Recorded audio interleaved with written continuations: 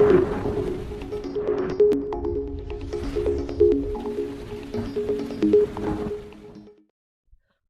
2026 ஜூலை மாதம் 25ஆம் தேதி சனிக்கிழமை இன்றைய வானிலை முன்னறிவித்தலோடு இணைந்து கொள்கிறார் சிரேஷ்ட வானிலை அதிகாரியும் ஊடகவியலாளருமாகிய முகமது சாலிகின்.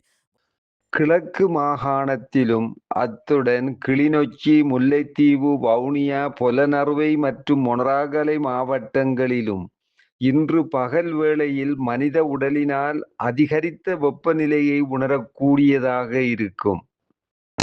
சப்ரகமுவ மேல் மற்றும் வடமேல் மாகாணங்களிலும் அத்துடன் காலி மற்றும் மாத்தறை மாவட்டங்களிலும் சிறிதளவு மழை பெய்யக்கூடும். நாட்டின் ஏனைய பிராந்தியங்களில் வறட்சியான வானிலை நிலவக்கூடும். வடக்கு மற்றும் வடமத்திய மாகாணங்களிலும் அத்துடன் ஹம்பாந்தோட்டை, திருகோணமலை மற்றும் புத்தளம் மாவட்டங்களிலும் மணித்தியாலத்துக்கு 30 முதல் 40 கிலோமீட்டர் வேகத்தில் அடிக்கடி ஓரளவு பலத்த காற்று வீசக்கூடும். கடல் பிராந்தியங்களை பொறுத்தவரையில் நாட்டை சூழவுள்ள கடல் பிராந்தியங்களில் சீரான வானிலை காணப்படும்.